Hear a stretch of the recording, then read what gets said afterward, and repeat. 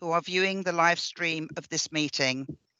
Please note that this meeting is being recorded for live and subsequent broadcast and will be published on the Council website for a minimum of 6 months. In order to ensure the meeting is managed effectively, please could everyone present follow these ground rules for speaking. Only speak when invited by the chairman. Always turn on your video function when invited to speak. Please state your name before you speak if you have not been introduced by name. And some people may need to dial into the meeting and will therefore not have the benefit of the visual. Please mute your microphone when you are not talking. If you would like on an item, please do so by utilising the raise your hand feature in the bar at the top of the Teams window. The messaging bar should not be used unless you are raising a point of order or providing the wording for a motion.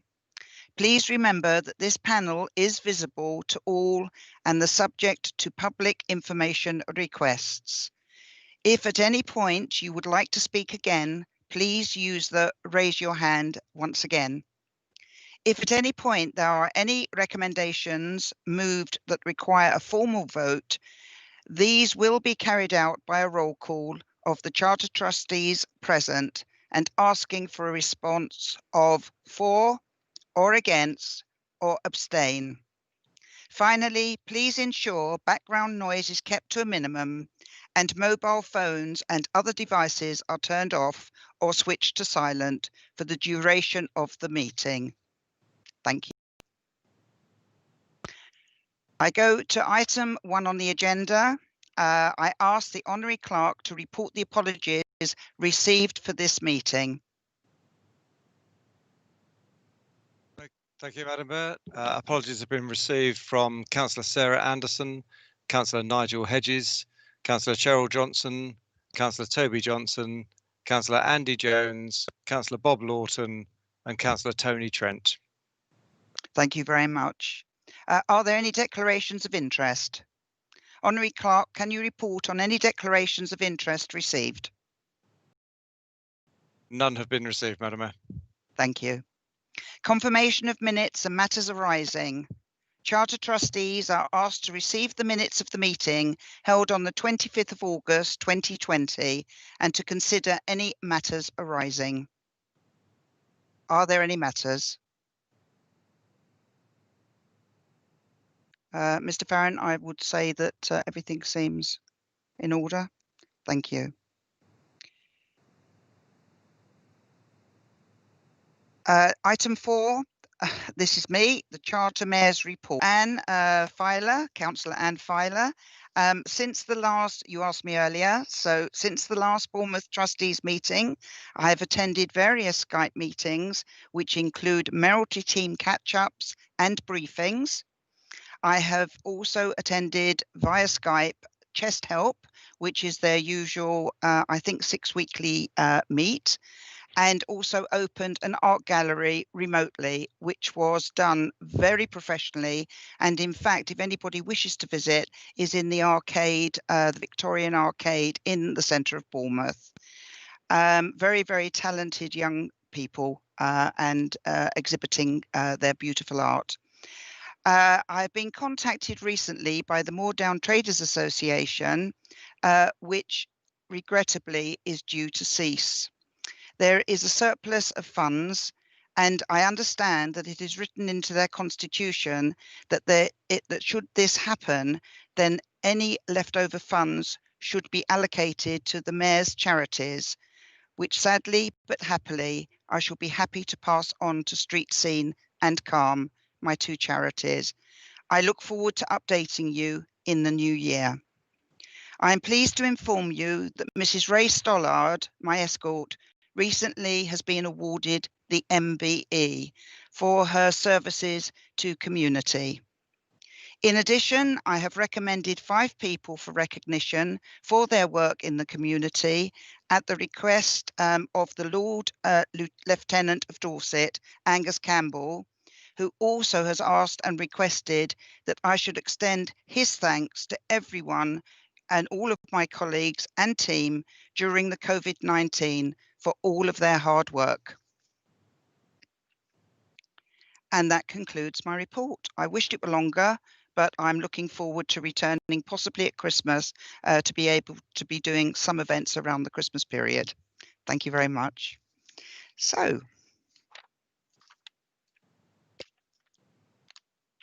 we're on to 5. We now have the budget update report. I call on Dan Povey, responsible financial officer, to present the budget update report circulated with the agenda at item 5. Thank you, Madam Mayor. Thank you, Madam Mayor. Good evening, Charter Trustees. Good evening. This budget update report, it covers 3 areas of the Charter Trustees budget. The first is backward looking into the financial outturn for 2019-20. So in our August meeting, the Charter Trustees approved the accounting statements for that financial year, which are quite a summary high level, and we agreed that we would bring the detail behind the figures to the Charter Trustees at this meeting. So Appendix A shows the outturn position for last year against all of the detailed budget that the Charter Trustees approved.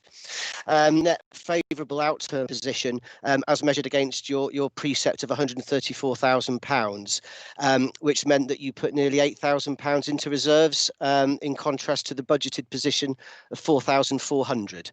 So in Appendix A, Charter Trustees, you'll see 2 columns on the left.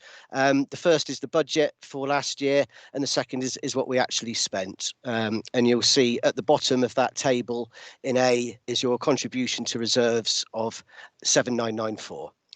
The second part is looking into this year's budget, 2021. And on the right-hand side, you'll see 3 columns for the current financial year's budget. The first column being the budget of all the detailed expenditure, showing that you budgeted to contribute just over £4,000 again into reserves. The middle column really is quite telling in that it shows, due to COVID and due to lockdown, we haven't been spending any money within the Charter Trustees. The civic budgets basically have not been spent. So what you'll see on the right-hand side of Appendix A, the last column in there, is that if all things continue for the rest of the financial year, which is a bit of an unknown, but if they do, we anticipate you putting just over £37,000 more into reserves this year, obviously in excess of the budgeted position due to the pandemic. What that would mean is that by the end of the year, you could end up with closing reserves of just over £45,000. That would be about 33% of your annual precept, and maybe something that Charter Trustees want to consider going forward in setting next year's budget.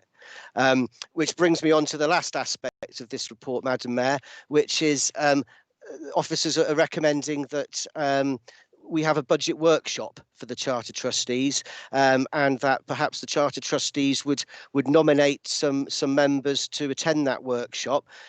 We'd like to hold it around, towards the end of November probably, and would hopefully put us in good stead for when we have our meeting in January, when officers will present to the Charter Trustees with the budget for next year.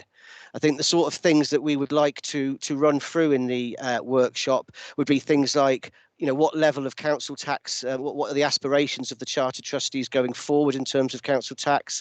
What will your tax base look like, which is basically the number of properties over which you can charge your precept? What should we do? Have a look at recharges, the amount that you're getting charged for support services like accountancy, and also to have that conversation about what with reserves. So, Madam Mayor, they're the 3 elements of the report which I would just like to highlight, and I'll happily take any questions. Mr. Povey, may I say that under item 7, we will in fact have a comment from Councillor Dave Kelsey, and I think he will address some of the points that maybe you're thinking about and wish to further in discussion. I'm also going to ask, are there any moves to be made at all under this heading? And anybody to second if any moves are required. Mr. Povey, could you lead on that, please? Yes, Madam Mayor. I'll probably ask for my colleague Karen Tompkins to assist in the nomination process if I can. Thank you very much. Okay, so yes, Karen. Sorry, Madam Mayor, Tompkins. Karen Tompkins here, just to clue in the context of the recommendations in the budget report, please let me know. And as Mr Povey indicates, in specific to the nominations for the workshop. Just for clarity, I think the reference to Councillor Kelsey was in relation to the risk register item at item 7. I think that's where he wants to make those comments, but happy to join in as appropriate to provide advice. Thank you for clarifying, Ms Tompkins. Do we move on to item 6, or is there anything further, Chief Exec, that we need to? No, we're fine to move on. So under VAT position update report. Sorry, do we need to nominate? Tompkins. Chairman, can I just clarify? Are the Charter Trustees happy to accept the nominations set out in the budget report, which Mr Povey has just presented? And in particular, if you have any comments, consideration in the context of the nominations for the workshop, obviously maybe to just provide some guidance in that respect, you obviously may wish to identify your budget signatories to attend that particular workshop in the context of their role. You may have a view in the context of yourself, Madam Mayor, and indeed previous or future mayors to be involved in that process. I think my understanding is that we wouldn't necessarily be looking at all of the Charter Trustees. It's a smaller group so that we can start that conversation and be in a position to actually report to the January meeting, as Mr Povey has indicated. So we're quite keen to get the workshop up and running quickly. Absolutely. I don't know whether you wish to have that discussion now around sort of names and frames, for want of a better phrase, Chair. Ms Tompkins, just to confirm to my colleagues and trustees that the financial officers at present are Councillor Williams and Councillor Lawton. Correct me if I'm... For clarification, your budget signatories are, as you quite rightly say, Councillor Bob Lawton and Councillor Lawrence Williams. Thank you. Is there anything else that I need to be doing at this point? Madam Mayor, just to clarify, do you want to, at this particular point, put names and frames, or do you want... sorry. Could I invite Councillor Kelsey? He was at the meeting the other day, and perhaps he could name, or are you wanting it from the floor generally to see if there are other people that might be invited to it? One option, Chairman, if you wish to, if you're happy to agree that the budget signatories should be involved in that workshop, one option would be for us to write out for expressions of interest from the other Charter Trustees as to whether they want to be involved in that process. But as I've indicated, it's more about keeping it to a smaller group rather than to all of the Charter Trustees, if you are happy with that process. Understood. Thank you, Ms Tompkins. And Councillor Kelsey, could I ask for any comment that you may have? Yeah, thanks, Madam Mayor. I agree with Karen. It's totally different to my group that I'm doing on the risk register. I definitely think that Councillors Lawton and Williams should be involved, as they are the budget signatories. I think yourself should be involved with it as the existing mayor. And I think maybe another ex-mayor maybe should be on there, but also someone that's not had that role yet, that may well have different views and maybe want to look at things in a different manner. So I think it would be wise to open it up to all members to see who wanted to be on it. But similar to the risk register group, I think you only probably need 5 people maximum to be sat on that. Otherwise, you'll be sat around a table all day discussing very minor details and probably not get anything sorted at the end of the day. Thank you, Councillor Kelsey. I'm sure that's been minuted. Thank you. Do you wish to make any further comment to agenda item 7 at this stage, which is to update on the development of the draft risk register? I can do, Madam Mayor, if you're happy to move on to that section now. Are the rest of my colleagues and trustees happy to do that? Raise your hand if there's a problem, please. Okay, we move on. Oh, yes. Madam Chair. Okay, hello. Good evening. I hope I'm making this suggestion at the right time. The workshop that's being proposed, I can imagine that a similar conversation will be had with the pool charter trustees and the equivalent in Christchurch as well. And I wondered if governance allows whether one group, following Councillor Kelsey's suggestion, a small group, but a group in a sense which can discuss the same subject for all three governances, whether that could happen. This has been directed particularly for Bournemouth, and that's why we're here this evening as the trustees under that boundary. But I hear what you're saying, and I think that will be minuted and taken forward. And could I ask the Chief Exec to be minded of it, please? Yeah, happy with that. Thank you. Are you happy with that, Councillor Inga? Good. Thank you very much. Councillor Kelsey, anything else that you'd like to add? No, just I'll just run through the risk register, Madam Mayor, if that's okay. Of course. Yeah, we met up the other day. There was a small group of us, I think it was 5 or 6 of us, to discuss something that was held over from the last Charter Trustees meeting, which was the risk register. There were several items came up where we needed to make sure that the Charter Trustees as a group would not run into any difficulties in the future. And we're having a little workshop group, and these items will run around such things as the role of Charter Trustees, governance arrangements, health and safety, equality and diversity, accommodation. As you know, it's a big thing about the chamber, the mayor's parlour, the mayoress's parlour, things like that, consultation, legal implications of the Charter Trustees. So we've done a little bit of work on it, and over the next month or so we will be doing a bit more, and we hope to be able to come back to you in January with an idea of what the risk register will look like. It's not a massive piece of work, but it is one that legally we must do to keep ourselves above board and in line with everything that's going on with us today.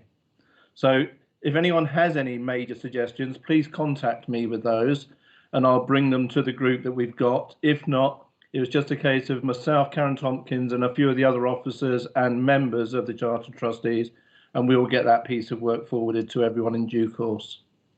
Thank you. That's very clear, Councillor Kelsey. Has anybody got anything to comment on that subject? Then in which case, Chief Exec, may I move on? Yep. We come to agenda item 8, roles and responsibilities for the budget signatories. I call on Karen Tompkins to present the paper on the proposed role and responsibilities of the budget signatories circulated with the agenda at item 8. Madam Mayor, thank you for calling upon me, but I think we've probably missed out item 6 around the VAT report. We did indeed. Yes. So if you're happy to, can we go back to item 6? Absolutely, Ms. Tompkins. So here we are. VAT position update report. I call on Dan Povey, responsible financial officer, to present the VAT position update report circulated with the agenda at item 6. And I do apologise. Thank you, Madam. Thank you, Madam Mayor. So this report updates Charter Trustees of basically the process that officers have gone through with registering the Charter Trustees to be able to reclaim VAT. By way of just a verbal update, we found out from HMRC. Oh, So sorry. Am I still there? Am I still with you? Can you still hear me, Madam Mayor? It's a little broken at the moment, the connection. Dan, you were fine when you were speaking, then you started cutting in and out a little. Okay, I can try turning off my video and see if that helps. That's clearer now, so maybe if you hold your position. Thank you very much. I'll forge on. Thank you, Madam Mayor. Do let me know if I'm not coming across clearly. So just, yes, a verbal update. HMRC have let us know that on the 14th of October, the statutory instrument that listed the Charter Trustees was laid and published before Parliament. So that does mean that from the 4th of November, the Charter Trustees will be able to reclaim VAT, although not on a retrospective basis. So we have had confirmation from the 4th of November onwards, we are all set to reclaim VAT. So really, the aim of this report is to demonstrate really that the background and the process to the Charter Trustees registering for VAT. We can't change the position we're in. You know, we weren't eligible to reclaim VAT in the last financial year, although we clearly will be from November of this year. What the report sort of sets out is really, the process for reclaiming VAT and registering to reclaim VAT for charter trustees is not particularly straightforward. The route you take depends on the legislation which set up the charter trustees in the first instance, and not all charter trustees are registered to reclaim VAT. They don't all take the decision that they're going to go through that process, and I think some of the complexity of it is shown in our dealings with HMRC when they would have to refer to their policy directorate when we were raising queries about the process. So it wasn't a tried and tested route, if you like. Another aspect of the background in the report really is that the charter trustees were set up alongside BCP Council in quite short shrift, quite short timing when the Secretary of State gave us the go-ahead, and certainly the priority was on a safe and legal landing. So the things that officers were concentrating on was setting a legal budget and precept, establishing the standing orders and things like that. So I think the last thing that I'll just draw out of the report, because it gives you a bit of a time frame and the process that we went through, but I think I'll just elaborate on the initial assumption from officers was that the charter trustee in the first year would be able to reclaim VAT under the BCP Council umbrella. And the reason for that was the quite complex precept setting rules that applied to the charter trustee only in that first year. And what the rules basically said was that BCP Council would anticipate the amount that the charter trustees needed to run their budgets. But that amount scored against the BCP council tax requirement, and it scored against our referendum limits. So, in terms of council tax legislation, appeared to be part of our funding. As we went through the process with HMRC, it became apparent that that wasn't the case, and that the charter trustee needed to register under Section 33 in its own right. But that really was the source of the assumption that kind of led us up the wrong path initially. Hopefully, the report it's kind of factual. It's the timeline of what we did, and they're probably the main points that I'd want to draw out. Thank you, Madam Mayor. Thank you, Mr. Povey. Are there any moves to be made by anybody? Could I invite that? Are you all happy with the report? It seems so. Chief Exec, happy with that? So I feel that if I'm correct, Ms. Tompkins, we should be at the end of our agenda. And I close this meeting. Chairman, I think we need to move on to item 8. Item 8. Did we not go there before 6? We started there, but I don't think we finished it, Madam. We did point out 6 was missed. So yes, we're on 8 now, and please forgive me. Right, we are awake, I promise. Anyway, here we go. So under the roles and responsibilities for the budget signatories, I call on Karen Tompkins to present the paper of the proposed role and responsibilities of the budget signatories circulated with the agenda at item 8. Many thanks, Madam Chairman. As circulated with your agenda is a framework, basically a job description, for want of a better phrase, for the 2 budget signatories to operate. Just to give you a bit of background, as you recall from your last meeting in August, the internal audit report highlighted this issue. Whilst we'd appointed budget signatories, there was currently at that stage no framework in which they could operate. It's very much a starter for 10. It's an opportunity for the charter trustees to look at the document which is circulated with the agenda, to identify any additional areas that they should be reflected. Just to follow up in the context of the Charter Trustees Working Group on the risk register, I know one of the issues for discussion was their governance role. So I open it up to discussion as to whether the Charter Trustees are happy with the document circulated, or whether there's any additional areas and duties or responsibilities that need to be added. Many thanks, Madam Chairman. And could I please invite any comments, please, from the trustees? Not at this stage. And are there any moves to be made on this subject? So, everybody, may I now bring this meeting to a conclusion? And I thank you for attending. Thank you very much.